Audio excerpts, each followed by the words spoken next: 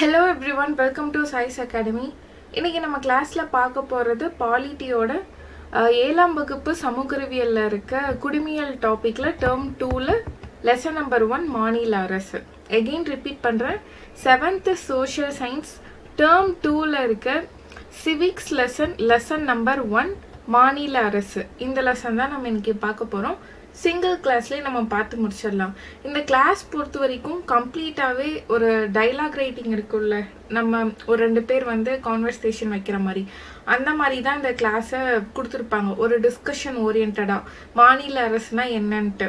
And இதை நம்ம எப்படி பார்க்கலாம்னா சில ஃபேக்ட்ஸாக மட்டும் பார்க்கலாம். இதில் கொடுத்துருக்க ஃபேக்ட் மாதிரி மட்டும் பார்க்கலாம். இதில் ஒரு கண்டினியூட்டிலாம் வராது. இப்போது நம்ம 10th ஸ்டாண்டர்ட் லெசன் நம்பர் 3ல அப்புறம் 8th ஸ்டாண்டர்ட் லெசனில் இதிலெல்லாம் எப்படி கொடுத்துருப்பாங்கன்னா ரொம்ப எலாபரேட்டாக கொடுத்துருப்பாங்க. ஃபர்ஸ்ட்டு நம்ம ஒரு மாநில அரசுன்னு படிக்கிறோன்னா கவர்னர் பற்றி படிப்போம், ஆளுநர் பற்றி படிப்போம், அடுத்து சிஎம் பற்றி படிப்போம், கவுன்சில் ஆஃப் மினிஸ்டர், அப்புறம் ஸ்டேட் லெஜிஸ்லேட்டிவ் அசம்பிளி, ஸ்டேட்டோட சட்டமன்றம் பற்றி பார்ப்போம். அதுக்கப்புறம் சுப்ரீம் கோர்ட் ஹை கோர்ட் பற்றி பார்ப்போம். சுப்ரீம் கோர்ட் சென்ட்ரல் வரும். அண்ட் ஸ்டேட்டுன்னு வரக்குள்ள இது எல்லாமே ஸ்டேட்டு கீழே என்ன வருமோ அது எல்லாமே ஒரு ஆர்டராக பார்ப்போம், ஆர்டிக்கல் வைஸ். பட் இந்த லெசனில் ஜஸ்ட் ஜென்ரலாக டிஸ்கஷன் மாதிரி கொடுத்துருப்பாங்க. இதை நம்ம ஒரு ஃபேக்டாக பார்த்துக்கலாம். இந்த பேஜில் பாருங்க, நம்ம தமிழ்நாடோட சட்டமன்ற பேரவை இருக்குல்ல, இந்த பில்டிங், இதை பற்றி ஒரு ஃபேக்ட் கொடுத்துருப்பாங்க. இந்த ஃபேக்ட் எப்படின்னா, இது இதற்கு முன்னாடி இது ஒரு ஜார்ஜ் புனித கோட்டையாக இருந்திருக்கு. புனித ஜார்ஜ் கோட்டையாக சென்னையில் இருந்திருக்கு. இது யாரால் கட்டப்பட்டது? ஆங்கிலேயரால் கட்டப்பட்டது. அப்போது அந்த டைமில் இண்டிபெண்டன்ஸ் கிடைக்கிறதுக்கு முன்னாடி ஆங்கிலேயர் இந்த புனித ஜார்ஜ் கோட்டையை சென்னையில் கட்டியிருக்காங்க. இப்போ தற்போது இந்த கோட்டையை தான் என்னன்னு டிரான்ஸ்ஃபர் பண்ணியிருக்காங்க. நம்ம தமிழ்நாடோட சட்டமன்ற பேரவையாக நம்ம இது யூஸ் பண்ணுறோம். இது ஒரு டேட்டா. ஏன் இந்த டேட்டா இங்கே பார்த்துருக்கோம்? இப்போ நம்ம பார்க்கறது மாநில அரசு. அப்போ நம்ம தமிழ்நாடு மாநில அரசு பற்றி தானே ஸ்பெசிஃபிக்காக பார்ப்போம். அப்போ நம்மளோட சுப்ரீமான ஒரு பில்டிங் நம்ம என்ன பார்க்கலாம்? இந்த சட்டமன்ற பேரவையை பார்க்கலாம். அப்போ அந்த சட்டமன்ற பேரவையோட ஹிஸ்ட்ரி, புனித ஜார்ஜ் கோட்டையா அப்போ இருந்தது அதனுடைய பெயர். ஆங்கிலேயரால் முதல்ல கட்டப்பட்ட, இந்தியாவில் முதல்ல கட்டப்பட்ட கோட்டை எதுனா புனித ஜார்ஜ் கோட்டை. அதுதான் நம்மளோட அந்த இப்போ தற்போதுள்ள தமிழக சட்டமன்ற பேரவை. ஓகேங்களா? இந்த இடம் இங்கே தான் இருக்கு பாருங்க. அந்த கோட்டைன்னு இங்கே மேலே டிஸ்கஷன் போயிருக்கு. இப்போ இந்த புனித ஜார்ஜ் கோட்டை சென்னையில தான் இருக்கு. இதுதான் ஆங்கிலேயர்களால் இந்தியாவில் கட்டப்பட்ட முதல் கோட்டை அப்படின்னு சொல்றாங்க. இந்த கோட்டையை எந்த கோட்டையை சொல்லணும்? புனித ஜார்ஜ் கோட்டை. இப்போ தற்போது இந்த கோட்டையில தான் தமிழக சட்டமன்ற பேரவையும் தலைமைச் செயலகமும் இது ரெண்டுமே இதுல தான் அமைஞ்சிருக்கு.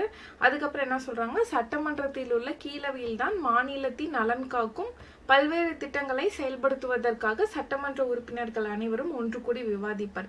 ஸோ அப்போ இங்கே கீழவைன்றது நம்ம லைக் சென்ட்ரல்ல லோக்சபா இருக்கா, மக்களவை மாதிரி, அந்த மாதிரி நம்ம என்ன சொல்றோம்? இப்போ பொதுவாகவே மாநிலம்னு எடுத்துக்கிட்டோம்னா ஒரு சில மாநிலத்துல சட்டமன்ற மேலவை, கீழவை, அது ரெண்டுமே பிரிச்சிருப்பாங்க. லெஜிஸ்லேட்டிவ் அசம்பிளி, லெஜிஸ்லேட்டிவ் கவுன்சில்னு. நம்ம தமிழ்நாட்டில் அதுல நம்ம கிட்ட கீழவை மட்டும்தான் இருக்கு. அதனால இந்த சட்டமன்ற பேரவையில தான் நம்ம என்ன பண்றோம்? டிஸ்கஷன் பண்ணுவாங்க, என்னென்ன திட்டங்கள் கொண்டு வரலாம் அந்த மாதிரி. அதை பத்தி இங்க சொல்லியிருக்காங்க. இப்போ அந்த சட்டமன்ற பேரவையில யார் யாரெல்லாம் இருப்பாங்கன்னு சொல்லி கேட்டிருக்காங்க. அதுக்கு இங்க எக்ஸ்பிளனேஷன் கொடுக்குறாங்க பாருங்க. இந்தியாவில் உள்ள பல மாநிலங்களும் யூனியன் பிரதேசங்களும் தனித்தனியாக நிர்வாக அமைப்புகளை கொண்டுள்ளன. ஓகே, இப்போ அதுல எத்தனை மாநிலங்கள் இருக்கு, எத்தனை யூனியன் பிரதேசங்கள் இருக்கு? 28 மாநிலங்கள், 8 யூனியன் பிரதேசங்கள் இருக்கு. இதுல இந்தியாவோட தலைநகர் புது டெல்லின்னு சொல்லிட்டாங்க. இது ஒரு யூனியன் டெரிட்டரி அண்ட் இதெல்லாம் ஓகே. இப்போ நம்ம இந்தியா நாடு 2 வகையான அரசாங்கங்களை கொண்டுள்ளதுன்னு சொல்லியிருக்காங்க. மத்திய அரசு, மாநில அரசு. இப்போ மத்திய அரசுக்கு ஒரு சில நம்ம ஆல்ரெடி பார்த்துருக்கோம், கூட்டாட்சி நாடு. இப்போ மத்திய அரசுக்கு ஒரு சில அதிகாரங்கள் வரும், மாநில அரசுக்குன்னு சில அதிகாரங்கள் பிரித்து கொடுத்துருக்காங்க. இப்போ நம்ம இந்திய நாடு 2 வகையான அரசாங்கங்களை கொண்டுள்ளது. அதில் ஃபர்ஸ்ட் புதுடெல்லியை தலைமையிடமாக கொண்டு செயல்படும் மத்திய அரசு, மற்றொன்று அந்தந்த மாநில அரசுகள். இப்போ 2 விஷயம் கிடைச்சிருச்சு நமக்கு. அடுத்து என்ன சொல்றாங்க? மத்திய அரசு மாநில அரசுகளுக்கு இடையே அதிகாரம் பகிர்ந்தளிக்கப்பட்டு செயல்படுவது கூட்டாட்சி முறைன்னு சொல்றோம். நமக்கு தெரிஞ்சதா? கூட்டாட்சி முறைனா ஸ்டேட்டுக்கும் சில அதிகாரங்கள் கொடுத்து ஸ்டேட் அவங்களே பார்த்துக்கோங்கன்னு சொல்லி நம்ம கொடுத்துருக்கோம், அதிகாரம் கொடுத்துருக்கோம். ஸோ இதுதான் வந்து கூட்டாட்சி முறைன்னு சொல்கிறோம்.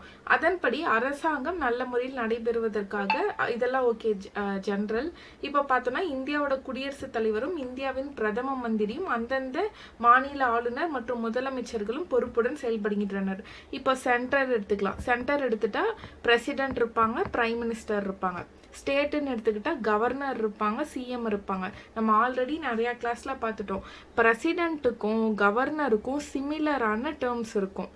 அண்ட் பிரைம் மினிஸ்டரும் சென்ட்ரலில் பிரைம் மினிஸ்டரும் ஸ்டேட்டில் சீஃப் மினிஸ்டருக்கும் எப்படி இருக்கும், சிமிலரான பவர்ஸ் இருக்கும். நம்ம ரெண்டையுமே கம்பேர் பண்ணி தான் படிக்கணும். அண்ட் பிரசிடென்ட் சார்பாக நம்ம ஸ்டேட்டில் ஆஜராகிறது இல்லை ஸ்டேட்டை பார்த்துக்கிறது யாருன்னா கவர்னர். ஓகேங்களா, இதெல்லாம் நமக்கு தெரிஞ்சது. இப்போ நம்ம ஸ்பெசிஃபிக்காக மாநில அரசுனா என்ன தெரிஞ்சுக்கணும், அந்த கவர்னர், சிஎம் இதெல்லாம் பற்றி நம்ம தெரிஞ்சுக்கணும்.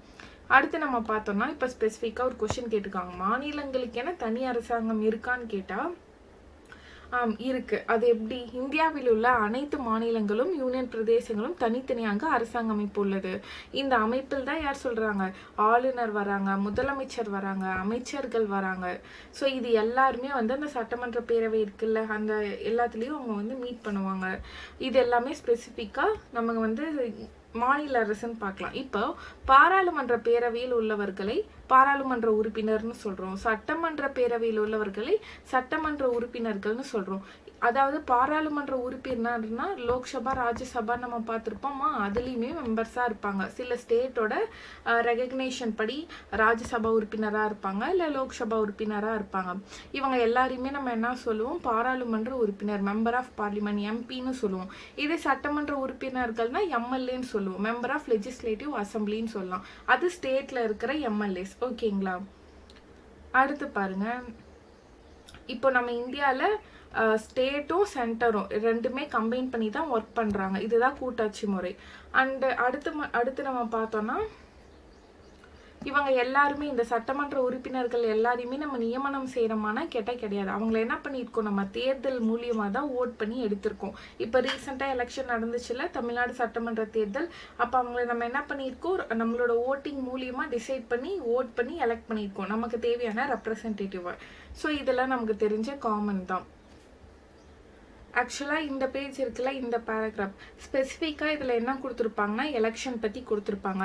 பொதுவாகவே எலெக்ஷன் வந்து யார் கண்டக்ட் பண்ணுறா, எலெக்ஷன் கமிஷன் தான் கண்டக்ட் பண்ணுறாங்க. ஸ்டேட்டுக்கும் சரி, சென்டருக்கும் சரி, ஸ்டேட்டோட அந்த எலெக்ஷனையும் சரி.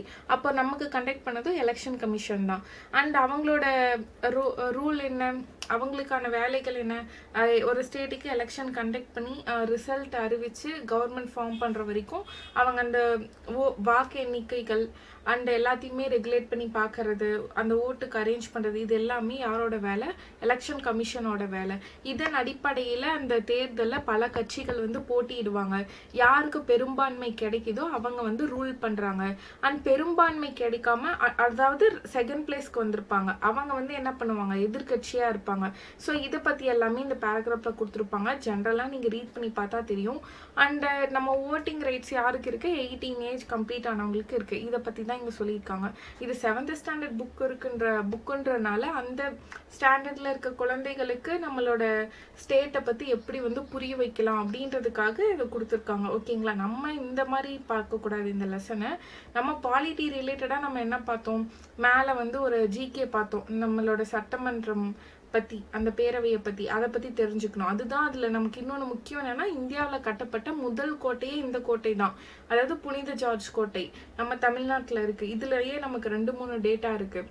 அடுத்து நம்ம என்ன பார்த்தோம், 28 ஸ்டேட் அண்ட் 8 யூனியன் டெரிட்டரி, இதெல்லாம் காமனாக தெரிஞ்சது. இதெல்லாம் கான்செப்ட் ஓரியன்டாக இருக்கும். அண்ட் இங்கேயுமே வந்துட்டு இது வரைக்கும் கான்செப்ட் தான் இருக்குது. அந்த சின்ன சின்ன கான்செப்ட் அந்த ஜிகே தெரிஞ்சுக்கிட்டா நம்ம 8th லெசனும் அடுத்து 10th பார்க்க ஈஸியாக இருக்கும். அவ்வளோதான். அடுத்து இங்க பாருங்க, இந்த பேராகிராஃப் ஃபுல்லாவே ஆளுநர் பத்தி கொடுத்துருக்காங்க. ஓகேங்களா? ஃபர்ஸ்ட் ஆளுநரை யார் நியமனம் செய்வாங்கன்னா குடியரசுத் தலைவர் தான் நியமனம் செய்வாங்க. பொதுவாகவே ஆளுநரை நியமனம் செய்யக்குள்ள அந்த ஆளுநர் அந்த பர்சன் வந்து அந்த ஸ்டேட்டுக்கு சேர்ந்தவரா அப்படின்றத பார்ப்பாங்க. அந்த ஸ்டேட்டுக்கு சேர்ந்தவரா இல்லாமல் இருந்தால் மட்டும்தான் அந்த ஸ்டேட்டுக்கு வந்து ஆளுநராக நியமனம் செய்வாங்க. இதை பற்றி நம்ம நெக்ஸ்ட் லெசன்லாம் நம்ம டீட்டெயில்டாக பார்த்துக்கலாம். ஸோ அப்போது ஆளுநரை குடியரசுத் தலைவர் நியமனம் செய்கிறாங்க. ஆளுநரோட முக்கியமான இன்னொரு வேலை என்னென்னா அந்த ஸ்டேட்டுக்கு ஒரு எலெக்ஷன் வந்து நடந்து ஒரு புதிய ஆட்சி வருது. அந்த ஆட்சிக்கு யார் வந்து முதலமைச்சரா இருக்கணும்னு அவங்க தேர்ந்தெடுத்து சொல்லுவாங்க. விஷயமா ஆளுநர் வந்து முதலமைச்சரை நியமனம் செய்வாங்க. அதாவது பெரும்பான்மை ஆட்சி யார் வந்தாங்களோ அந்த கட்சி வந்து கலந்தாலோசித்து யார் முதலமைச்சரா இருக்கணும் நிர்ணயம் செய்து சொல்லுவாங்க. அதன்படி ஆளுநர் வந்து முதலமைச்சரை நியமனம் செய்வாங்க. அதுவும் இல்லாம மற்ற அமைச்சரையுமே ஆளுநர் தான் நியமனம் செய்வாங்க. By the advice of chief minister. அவர் வந்து சொல்லிடுவாரு எந்தெந்த மினிஸ்டர் யார் யார் எம்எல்ஏ எப்படின்னு. அப்ப அதன்படி ஆளுநர் வந்து நியமனம் செய்றாங்க. நியமனம் செய்யறது என்னவோ ஆளுநர் தான். ஆனா அதற்கு பின்னாடி யாரை நியமனம் செய்யணும், எப்படி செய்யலாம், இந்த மாதிரி எல்லாம் சொல்றதெல்லாம் இவங்க பவர்ல இருக்கிறவங்க. இந்த பேராகிராஃப்ல பாருங்க, கவர்னர், ஆளுநர், சிஎம், அப்புறம் இந்த மேலவை உறுப்பினர், சட்டமன்ற உறுப்பினர்லாம் இருக்காங்க இல்லையா, அவங்களுக்கான ஒரு குவாலிட்டிஸ் கொடுத்துருக்காங்க. குவாலிஃபிகேஷன் என்னென்ன. இப்போ நம்ம கவர்னர் ஆகணும், ஆளுநர் ஆகணும்னா நமக்கு 35 ஏஜ் வந்து கம்ப்ளீட் ஆயிருக்கணும். அது இல்லாமல் நம்ம என்ன பண்ணக்கூடாது, அரசு பதவியிலையோ இல்லை வேற ஏதாவது வருவாய் தரும் ஒரு விஷயத்திலையோ பிஸ்னஸோ எதுவுமே பண்ணக்கூடாது. இது வந்து ஆளுநருக்கான அந்த தகுதிகள். இதே முதலமைச்சர் நம்ம ஆகணும்னா நமக்கு 25 ஏஜ் கம்ப்ளீட் ஆயிருக்கணும். அப்படி இல்லாம நம்ம என்ன சொல்லணும், சட்டமன்ற உறுப்பினரா இருக்கணும். இன்னொன்னு, சட்ட மேலவை உறுப்பினர்னு சொன்னோமா, அது ஆகணும்னா நம்ம 30 வயசு வந்து கம்ப்ளீட் ஆயிருக்கணும். அதாவது சட்ட மேலவை உறுப்பினர்னா நம்ம லெஜிஸ்லேட்டிவ் கவுன்சில்னு சொல்லுவோம். சட்டமன்ற உறுப்பினர்னா நம்ம லெஜிஸ்லேட்டிவ் அசம்பிளின்னு சொல்லுவோம். நம்ம தமிழ்நாட்டில் இருக்கிறது லெஜிஸ்லேட்டிவ் அசம்பிளி. நம்ம கிட்ட ஸ்டேட் அந்த லெஜிஸ்லேட்டிவ் கவுன்சில் வந்து கிடையாது. இப்போ சட்ட மேலவை உறுப்பினர்னா என்ன நீங்க விளக்கியிருக்காங்க. இப்போ நம்ம மாநில சட்டமன்றத்துல சட்டசபையில பொதுவாகவே 2 கட்சி இருக்கும், அவைகள் இருக்கும். நம்ம ஒரு 7 ஸ்டேட்ஸ் வந்து பார்ப்போம், உங்களுக்கு நான் சொல்கிறேன். அண்ட் அதில் இப்போ பொதுவாக ஒரு ஸ்டேட் இமேஜின் பண்ணிக்கோங்க, எப்படி சென்ட்ரலில் லோக்சபா ராஜ்யசபா இருக்கும் அந்த மாதிரி ஸ்டேட்டில் லெஜிஸ்லேட்டிவ் கவுன்சில், லெஜிஸ்லேட்டிவ் அசம்பிளின்னு 2 இருக்குது. இப்போது இங்கே நான் வாசிக்கிறேன், அதுக்கப்புறம் எக்ஸ்பிளைன் பண்ணுறேன். ஃபர்ஸ்ட் என்ன சொல்லியிருக்காங்க, மாநில சட்டமன்றத்தில் சட்டசபை இல்லைனா, ஓகேங்களா, சட்டமன்றத்தில் இல்லைனா சட்டசபை, நம்ம சட்டமன்றம் வச்சுக்கலாம். வழக்கமாக 2 அவைகள் இருக்குது, 2 அவைகள் இருக்குது. ஒன்று என்னது, மேலவை கீழவை. மேலவை கீழவைன்னு ஒன்று இருக்குது. இதை நம்ம என்ன சொல்கிறோம், ஈரவை சட்டமன்றங்கள்னு நம்ம சொல்கிறோம். இப்போது சட்டமன்ற மேலவை, இது மேலவைன்னு வச்சுக்கலாம், இது கீழவைன்னு வச்சுக்கலாம். இதுல சட்டமன்ற மேலவை, சட்டமன்ற கீழவைன்னு 2 இருக்கு. இந்த சட்டமன்ற மேலவைய சட்டமன்ற சபைன்னு நம்ம சொல்றோம், ஓகேங்களா, சட்டமன்ற சபைன்னு சொல்றோம். இந்த உறுப்பினர்கள் இருக்காங்கல்ல, இந்த உறுப்பினர்கள்ல நம்ம சட்ட மேலவை உறுப்பினர்கள் அப்படின்னு சொல்றோம். இவங்களை மக்களால டைரக்டா தேர்ந்தெடுக்க மாட்டாங்க, இன்டைரக்டா தான் தேர்ந்தெடுக்குவாங்க. இது மட்டும் தெரிஞ்சுக்கோங்க. இந்த சைடு அப்படியே வாங்க, கீழவைக்கு வாங்க. இந்த கீழவை வந்து சட்டமன்ற சபைன்னு சொல்றோம், ஓகேங்களா. இது வந்து சட்ட மேலவை, இது சட்டமன்ற சபை.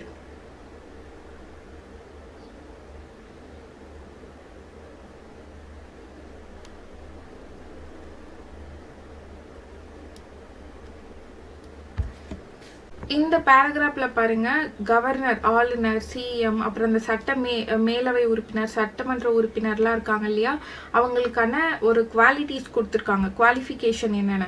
இப்போ நம்ம கவர்னர் ஆகணும், ஆளுநர் ஆகணும்னா நமக்கு 35 ஏஜ் வந்து கம்ப்ளீட் ஆயிருக்கணும்.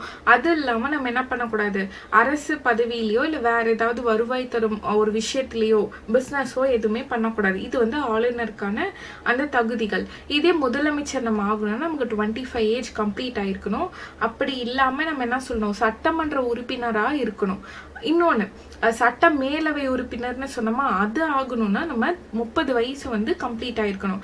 அதாவது சட்ட மேலவை உறுப்பினர்னா நம்ம லெஜிஸ்லேட்டிவ் கவுன்சில்னு சொல்லுவோம். சட்டமன்ற உறுப்பினர்னா நம்ம லெஜிஸ்லேட்டிவ் அசம்பிளின்னு சொல்லுவோம். நம்ம தமிழ்நாட்டில் இருக்கிறது லெஜிஸ்லேட்டிவ் அசம்பிளி. நம்ம கிட்ட ஸ்டேட் அந்த லெஜிஸ்லேட்டிவ் கவுன்சில் வந்து கிடையாது. இப்போ சட்ட மேலவை உறுப்பினர்னா என்ன நீங்க விளக்கியிருக்காங்க. இப்போ நம்ம மாநில சட்டமன்றத்துல சட்டசபையில பொதுவாகவே 2 கட்சி இருக்கும், அவைகள் இருக்கும். நம்ம ஒரு 7 ஸ்டேட்ஸ் வந்து பார்ப்போம், உங்களுக்கு நான் சொல்கிறேன். அண்ட் அதில் இப்போ பொதுவாக ஒரு ஸ்டேட் இமேஜின் பண்ணிக்கோங்க, எப்படி சென்ட்ரலில் லோக்சபா ராஜ்யசபா இருக்கோ அந்த மாதிரி ஸ்டேட்டில் லெஜிஸ்லேட்டிவ் கவுன்சில், லெஜிஸ்லேட்டிவ் அசம்பிளின்னு 2 இருக்குது. இந்த பேராகிராஃபில் இருக்கிறத ஒரு மைண்ட் மேப் மாதிரி உங்களுக்கு சொல்கிறேன். இப்போ ஸ்டேட் இருக்குது, ஸ்டேட்டில் ஒரு சட்டசபை இருக்குது, சட்டமன்றம் இருக்குது, மாநில சட்டமன்றம்னு நம்ம சொல்கிறோம். அந்த ஸ்டேட்டில் 2 அவைகள் இருக்குது, மேலவை கீழவைன்னு 2 அவை இருக்குது. இதில் ஃபர்ஸ்ட் நம்ம ஸ்டேட் லெஜிஸ்லேட்டிவ் கவுன்சில் பார்க்கலாம். மாநில சட்ட மேலவை, இப்போ மேலவை ஒன்று இருக்குது, கீழவை ஒன்று இருக்குது. இந்த சட்ட மேலவை இருக்குல்ல, இந்த சட்ட மேலவையை ஸ்டேட் லெஜிஸ்லேட்டிவ் கவுன்சில்னு இங்கிலீஷில் சொல்கிறோம். இந்த கீழவையை சட்ட பேரவைன்னு சொல்கிறோம், அதாவது ஸ்டேட் லெஜிஸ்லேட்டிவ் அசம்பிளின்னு சொல்கிறோம். இது சட்ட மேலவை, இது சட்ட பேரவை. இதில் இந்த சட்ட மேலவை இருக்குல்ல, இந்த உறுப்பினர்களை சட்ட மேலவை உறுப்பினர்கள்னு சொல்கிறோம், அதாவது MLC, member of legislative council அப்படின்னு சொல்கிறோம். இந்த மெம்பர்ஸ் வந்து இன்டைரக்டாக எலெக்ட் பண்ணுறோம், ஓகேங்களா? இன்டைரக்டாக எலெக்ட் பண்ணுறோம் அப்படின்னா மக்கள் வந்து நேரடியாக ஓட் போட்டு இவங்களை தேர்ந்தெடுக்க மாட்டாங்க. அங்கே அந்த சட்டமன்றம் இருக்குல்ல, இந்த 2 சட்டமன்றம், இந்த மெம்பர்ஸ் இவங்களே வந்துட்டு இன்டைரக்டாக ஒரு மெம்பரை வந்து எலெக்ட் பண்ணுவாங்க. இந்த ப்ரொசீஜர் தான் இந்த எம்எல்சியில் நடக்கும், இந்த ஸ்டேட் லெஜிஸ்லேட்டிவ் கவுன்சில் மேலவையில் நடக்கும். இதே கீழவைக்கு வாங்க, இங்கே என்ன சொல்லியிருக்கேன், சட்டமன்ற பேரவைன்னு சொல்கிறேன், அதாவது ஸ்டேட் லெஜிஸ்லேட்டிவ் கவுன்சில். இதில் இருக்க மெம்பர்ஸை எம்எல்ஏன்னு சொல்லுவோம், மெம்பர் ஆஃப் லெஜிஸ்லேட்டிவ் அசம்பிளி. இந்த மக்கள், இந்த மெம்பர்ஸ் இருக்காங்கள உறுப்பினர்கள், இந்த பிரதிநிதிகளை மக்கள் வந்து நேரடியாக தேர்ந்தெடுக்கப்படுவாங்க. இப்போ ரீசெண்டாக நடந்த எலெக்ஷன் இருக்குல்ல, அந்த எலெக்ஷனுக்கு நம்ம ஓட் போட்டிருப்போம்ல, அவங்க எலெக்ட் ஆகியிருப்பாங்களா, அவங்க தான் அந்த எம்எல்ஏ. இப்போ உங்களுக்கு புரிஞ்சதா? இது பேசிக் தான், பட் இதை நான் உங்களுக்காக இந்த மைண்ட் மேப் மாதிரி சொன்னேன். இப்போ சட்டப்பேரவை உறுப்பினர்னா எம்எல்ஏ, சட்ட மேலவை உறுப்பினர்னா எம்எல்சி. இப்போ எல்லா மாநிலத்திலையும் இப்படி தான் இருக்கான்னு கேட்டால் கிடையாது. இப்போ வந்து ஒரு ரீசெண்டாக ஒரு 7 ஸ்டேட்டில், நம்ம இந்தியாவில் 28 ஸ்டேட் இருக்குது, அதில் ஒரு 7 ஸ்டேட் தான் இந்த ஈரவை சட்டமன்றமை ஃபாலோ பண்ணுறாங்க.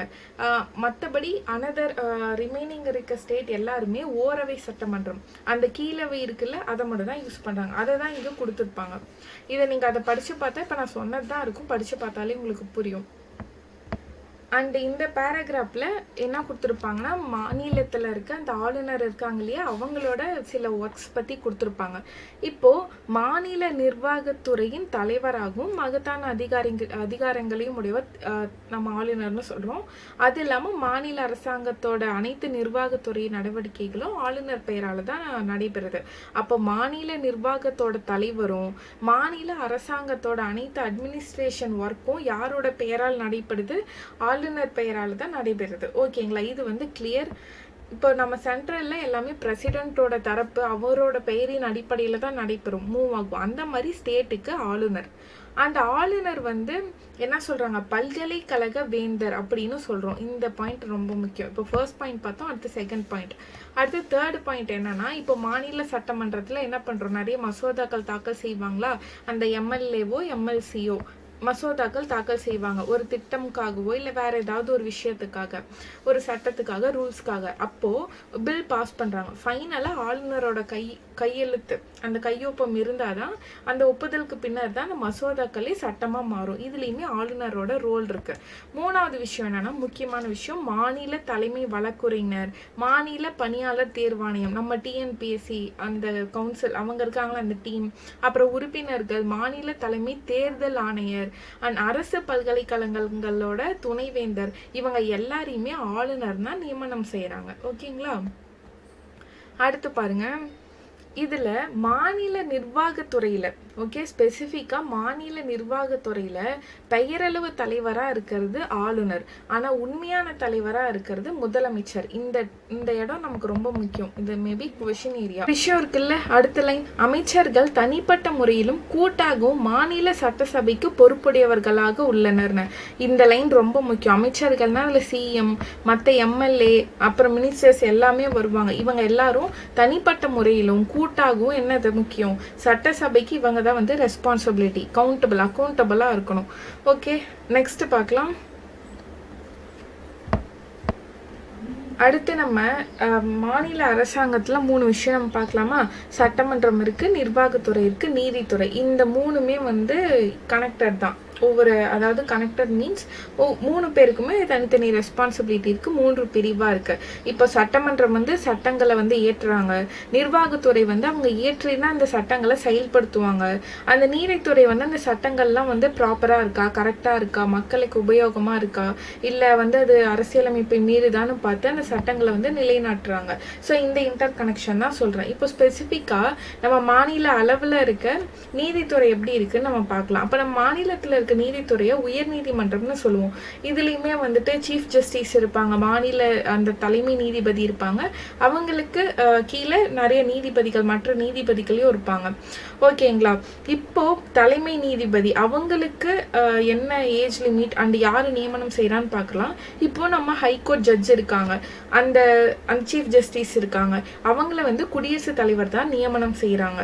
அவங்க வந்து 62 ஏஜ் ஆகும் வரை என்ன பண்ணலாம், ஜட்ஜா வந்து அந்த பதவியில இருக்கலாம். இது தவிர இந்த உயர் நீதிமன்றத்தை தவிர மாவட்ட அளவுலையுமே நீதிமன்றங்கள் தீர்ப்பாயங்கள் எல்லாமே ஒவ்வொரு டிஸ்ட்ரிக்ட் எல்லா ஸ்டேட்லேயும் ஒவ்வொரு டிஸ்ட்ரிக்ட்டுமே இருக்கும். அதுவும் இல்லாமல் என்னென்ன இருக்குது, குடும்ப நல நீதிமன்றங்கள், அப்புறம் திருமணம் குடும்பம் தொடர்பாக எழும் சண்டை சச்சரவுகளை தீர்த்து வைக்கவும், இந்த மாதிரி சில நிறைய கேட்டகரிஸ்லையும் என்ன இருக்குது, நீதிமன்றம் இருக்குது. இது எல்லாமே வந்து நீதிமன்றம் சார்பாக கொடுத்துருக்காங்க. ஸோ இப்போ நம்ம பார்த்த வரைக்கும் இந்த லெசனில் நீங்கள் என்ன தெரிஞ்சுக்கணுன்னா, ஆளுநர் பற்றி சொல்லியிருக்காங்க, ஆளுநரோட அந்த ஏஜ் லிமிட் அந்த ஸ்பெசிஃபிக்காக ஆளுநரோட ஒர்க் என்னென்னலாம் நிறைய சொல்லியிருக்காங்க, அது நம்ம பார்த்துக்கணும். அதுக்கப்புறம் சிஎம் ரிலேட்டடாக என்னென்ன சொல்லியிருக்காங்க, அண்ட் இம்பார்ட்டண்ட்டாக அந்த நம்ம ஒரு மாநிலத்தோட சட்டமன்ற மேலவை பேரவை பற்றி அந்த மெம்பர்ஸை பற்றி கொடுத்துருக்காங்க.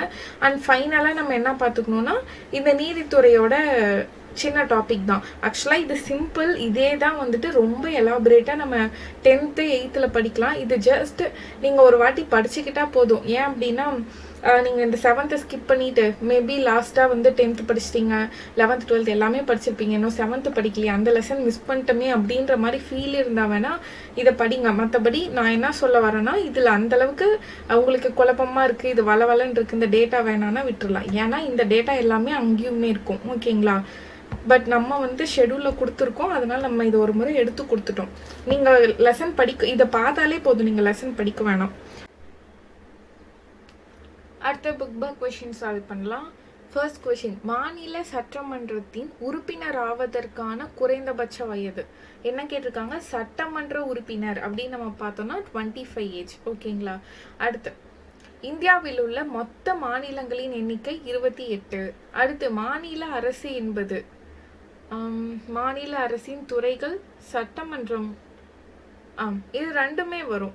அதை அப்படி பார்த்தா குறிலி, அந்த ஆப்ஷன் சி தான் ஆன்சர். மாநில அரசின் துறைகள், சட்டமன்றம், இது இணைந்து தான் வரும். அடுத்து பாருங்க, மாநில அரசு நிர்வாகத்தின் ஒட்டுமொத்த தலைவர்னு கேட்டிருக்காங்க. இந்த ஒட்டுமொத்த தலைவர்ன்றது நமக்கு முக்கியம். ஏன்னா இது நம்ம பெயரளவுன்னு வைக்கலாம், இல்லை மற்ற எல்லாத்தையும் நியமனம் செய்யறதுல இந்த மாதிரி வரக்குள்ள நம்ம என்ன பார்க்கலாம்னா, ஒட்டுமொத்த தலைவர்ன்றதை நம்ம ஆளுநர் தான் நம்ம பார்ப்போம். நம்ம இந்தியாவோட ஒட்டுமொத்த தலைவர் நம்ம பார்த்தோம்னா ரெப்ரசன்ட் பண்ணுறது நம்மளோட பிரசிடென்ட். இங்கே பாருங்க, முதலமைச்சர் மற்றும் ஏனைய அமைச்சர்களை நியமிப்பவர் யாரு, ஆளுநர். இதுக்கு குறில் இ தான். அப்போ 3rd 4th 5th எல்லாத்துக்குமே ஆப்ஷன் சி தான் ஆன்சர்.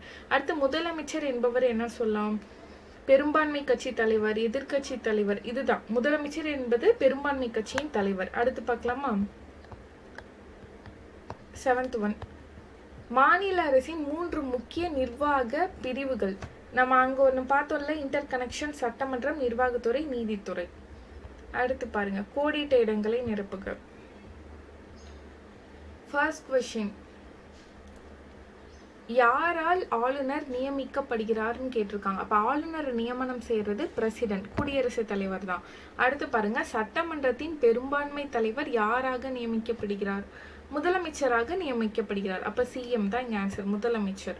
அடுத்து, மாநில அரசின் உச்சபட்ச நீதி அமைப்பு உயர் நீதிமன்றம், அந்த ஜுடிஷியரி தானே வரும். அப்போ இங்கே ஹைகோர்ட், உயர் நீதிமன்றம் தான் வருவாங்க. அடுத்து நம்ம பாருங்க, சாமு என்பதன் விரிவாக்கம். இது சட்டமன்ற உறுப்பினர். அங்க இருக்கும் பாருங்க அந்த பேராகிராஃப்ல, சட்டமன்ற உறுப்பினர், மெம்பர் ஆஃப் லெஜிஸ்லேட்டிவ் அசம்பிளி. நம்ம பார்த்துருக்கோம்ல, கீழவையோட உறுப்பினர் தான் சட்டமன்ற உறுப்பினர். அடுத்து, ஒரு குறிப்பிட்ட பகுதியை சேர்ந்த அனைத்து வாக்காளர்களாகவும் தேர்ந்தெடுக்கப்படுபவர் யாராகிறார்? அப்போ மக்களால் தேர்ந்தெடுக்கப்பட்ட ஒரு உறுப்பினர் நம்ம என்ன சொல்றோம்? சட்டமன்ற உறுப்பினர், எம்எல்சி தானே. அப்ப சட்டமன்ற உறுப்பினர், sorry MLA, member of legislative assembly. MLC வரமாட்டாங்க. எம்எல்ஏவை தான் நம்ம ஓட் பண்ணி எலெக்ட் பண்றோம். எம்எல்சி வந்து இன்டைரக்டா தான் எலெக்ட் பண்றோம். 6th ஒன், சட்டமன்றத்திற்கு தேர்ந்தெடுக்கப்பட்ட உறுப்பினர் ஆளுங்கட்சியை சாராதவராக இருப்பின் டேஸ் என்று அழைக்கப்படுகிறார். அப்போ அவங்க எதிர்கட்சி தலைவராக தானே வருவாங்க, செகண்ட் பொசிஷன்ல வந்திருப்பாங்கல்ல. ஓகேங்களா? ஆளுங்கட்சியை சாராதவங்கள எதிர்கட்சி தலைவர்னு சொல்லுவோம், எதிர்கட்சி உறுப்பினர். அடுத்து பொறுத்துக கொடுத்துருக்காங்க. இந்த பொறுத்துகளை புக்கில் உங்களுக்கு எங்கள் லைன்ஸ் வந்து இல்லைன்னா நீங்கள் இதை கிராஸ் பண்ணிக்கோங்க, இங்கே இதை ஸ்ப்ளிட் பண்ணிக்கோங்க. ஓகே, இப்போ ஆன்சர் பார்க்கலாமா? ஃபர்ஸ்ட் பாருங்க, சட்டமன்ற உறுப்பினர்கள், சட்டமன்றம் வரும், இங்க இருக்கு பாருங்க. அடுத்த ஆளுநர் என்னன்னு சொல்றோம்? மாநிலத்தின் தலைவர்னு சொல்றோம். முதலமைச்சரை பெரும்பான்மை கட்சி தலைவர்னு சொல்றோம். யூனியன் பிரதேசங்கள் 7 இருக்கு. அடுத்து நம்மளோட புனித ஜார்ஜ் கோட்டை தான் இப்ப தலைமைச் செயலகமா இருக்கு. அப்போ 5, 4, 2, 1, 3 தான் ஆன்சர். இதுல வந்து சரியான வாக்கியம் கேட்டிருக்காங்க, கூற்று காரணம் மாதிரிலாம் நிறைய இருக்கும். அண்ட் இதுல ஆளுநரை பத்தி கொடுத்துருக்காங்க. ஆளுநராக இந்திய குடிமகனாக இருத்தல் வேண்டும், கரெக்ட் தான். அடுத்து 25 வயது நிரம்பியவராக இருத்தல், இது தவறு. 35 ஏஜ் வந்து நமக்கு மேண்டேட்டரி. அடுத்து நல்ல மன நலமுடையவராக இருத்தல் வேண்டும், அது ஓகே பேசிக். அடுத்து லாபம் தரும் எந்த பதவியிலும் இருத்தல் கூடாது, ஓகே கரெக்ட். அப்போ நம்ம என்ன சொல்லலாம்? இதுதான் ராங், ஓகேங்களா? அப்போ செகண்ட் ஆப்ஷன். அடுத்த செகண்ட் ஒன், கீழ்காணும் வாக்கியங்களில் சரியா தவறா என்பதை ஆராய்க. இதுல தேர்ட் ஒன் தாங்க தவறு. சட்டமன்ற உறுப்பினர்கள் மக்களுடைய பிரதிநிதிகள் அல்லன்னு கொடுத்துருக்காங்க. நம்ம எம்எல்ஏ வந்து டைரக்டா மக்களால் எலெக்ட் பண்ணப்படுறவங்க தானே. அப்போ ஆப்ஷன் சி தான் வரும். ஏன்னா சரியா தவறா கேட்டிருக்காங்க. அதுல தவறானது வந்து இந்த சி ஆப்ஷன், சாரி குறிலி வந்து தவறு, மற்ற இரண்டுமே சரிதான். அடுத்து பாருங்க, ஈரவை என்பதற்கு சரியான விளக்கத்தை தேர்ந்தெடு. இரு முதலமைச்சர்களை கொண்ட சட்டமன்றம், அப்படி ஒன்று கிடையவே கிடையாது. ஆண் மற்றும் பெண் உறுப்பினர்களை கொண்ட சட்டமன்றம், அப்படியெல்லாம் கிடையாது. ஓகே, இதுக்கும் குறிலி தான் ஆன்சர். மேலவை மற்றும் கீழவை இதை கொண்ட சட்டமன்றம், அப்போ மேலவை கீழவை கொண்ட சட்டமன்றம் தான் இதுக்கு ஆன்சர். அடுத்து 4th ஒன் பாருங்க, இந்தியா கூட்டாட்சி முறை அரசாங்கத்தை கொண்டது, கண்டிப்பா நம்ம கூட்டாட்சி முறை. அடுத்து பாருங்க, இந்திய அரசியலமைப்பின் அதிகாரம் மத்திய மற்றும் மாநில அரசுகளுக்கிடையே பகிர்ந்தளிக்கப்பட்டுள்ளது, இதுவும் கரெக்ட் தான். அப்போ ஆப்ஷன் ஏ தான் கரெக்ட். கூற்று சரி, கூற்றிற்கான விளக்கமும் சரியானது. ஓகே, இந்த லெசன் எப்படி படிக்கணும்னு ஆல்ரெடி உங்களுக்கு மேலேயே சொல்லியாச்சு. ஸோ அதன்படி மட்டும் இந்த லெசன் ரிவைஸ் பண்ணிக்கோங்க, புக் பேக் படித்து வச்சுக்கோங்க, அது மட்டும் போதும். ஸோ நெக்ஸ்ட் லெசனில் பார்க்கலாம். தேங்க்யூ.